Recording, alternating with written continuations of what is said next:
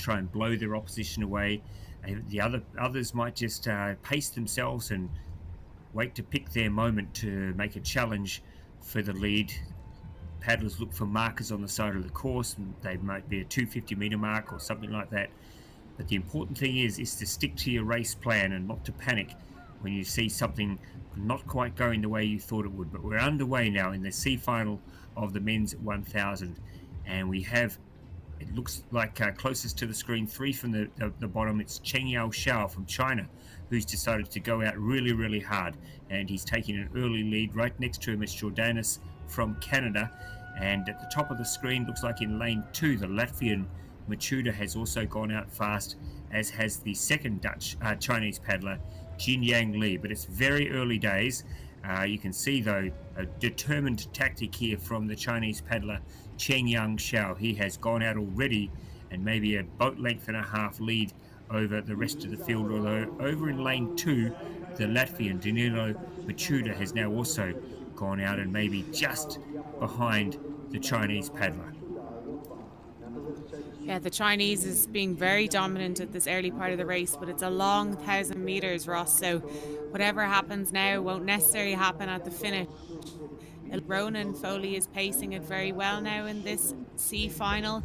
He's lying in approximately 4th or 5th position there. He always can finish quite well.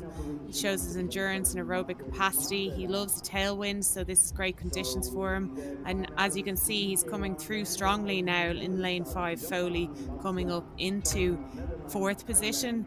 The Chinese has faded a little bit. Xiao from lane 7, and over the far side in lane 2, Fian is still going very strong. Machuda and the other Chinese beside him, Li, in lane 3, as they go through the 500 meter mark. I think this is going to be a pretty fast 500 meters for the split. Latvia first in 46, Japan second in 4.63 seconds slower, and then it looks like Canada third through that 250, or through that 500 I should say. So as they come in now to the final 300 meters or so of the race, they'll be looking to pick up, and Ronan's doing a great pickup now in lane 5. He's timed it very well coming through into the final stages of this race. Lane 2, Latvia still in contention, as is China. In lane 3, Li. So they're also trying to stay in contention with Foley in lane 5. And it looks like Ronan has adopted the beard approach, the full-face beard, which has obviously given him a little bit of extra zing out there on the course, and now he has really put himself into a strong position. A boat-length lead now for Ronan Foley in the middle of the course. He has got a clear lead. It looks like the Chinese paddler, maybe Jinyang Li, is challenging for second, and in third, maybe Machuda from Latvia.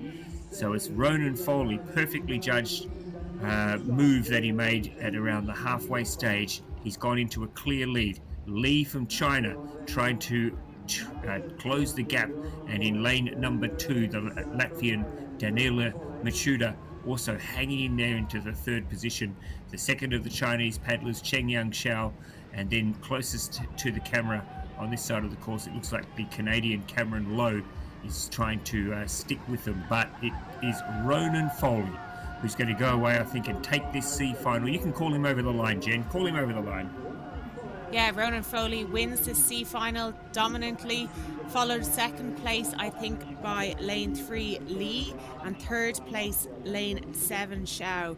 So Ronan times that very well. He went out hard but settled early enough in the race, and then came through strong in the final 500 metres of the race. So I'm sure he'll be happy with that performance. It's gotten him a good world ranking by winning the C final, so a lot to gain and a lot of confidence and experience from this World Cup in Poznan for Ronan. And like I say, he'll be lining up in the 5,000 metres tomorrow, which he loves. He's an under-23 silver medalist from the K1 5,000 metres from 2023, so I'm sure he's very excited for that race tomorrow.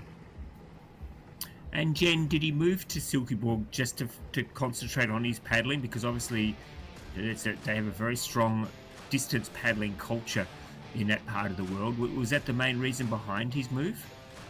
Yeah, he moved for the training in Silkeborg Kayak Club, yeah. So that's why he moved over there, to be based over there and to train with. He trains with Torben Rask. He's in Silkeborg, so he's one of his training partners, and that's why he moved. Yeah.